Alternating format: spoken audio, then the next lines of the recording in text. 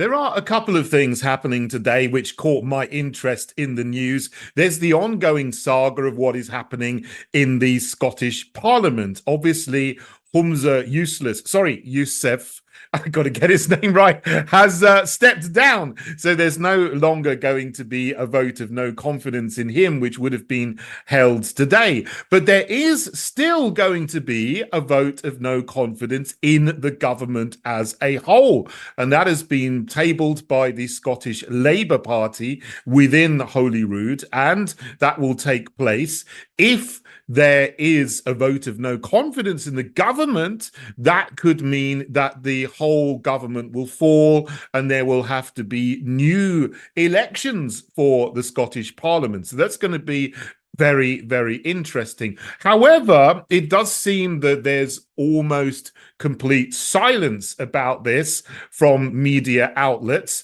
It's thought that the Green Party is going to vote for the government. So they're not going to vote against confidence in the government. And maybe that is because some of them have calculated that, well, if there is a vote of no confidence and there are new elections, some of them may lose their seats. So perhaps self-interest will take hold of some of the MSPs and get the better of them, because normally in a vote of no confidence, all the opposition parties vote against the party in power, in this case, the SNP. But you do wonder what some of them might do. And you might also wonder what this one MSP for Alba has doing. Ash Regan, she was a candidate in the leadership elections for the SNP, but she moved away and joined Alba, the other Scottish Nationalist Party, which is a little bit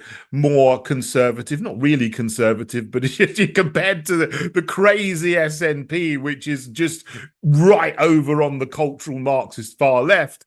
Alba is sort of a left-wing party, but doesn't seem as crazy as the SNP. They've got this one MSP, but she may calculate also if there is an election, she will almost certainly lose her seat. So it might be in her best interests to vote for confidence in the government, even though she's not in the government and opposing it. Now, obviously, I don't know what is in her head. You'd have to ask her, but that's just my conjecture about what may happen and which parties may actually vote to support the SNP rather than vote against it, so that they don't have to go through an election which will need to take place in a couple of months' time if there is a vote of no confidence in the Scottish government there in Holyrood. So that will be a very interesting story, and it'll be very interesting to see what happens there today and what happens as the weeks and months go on,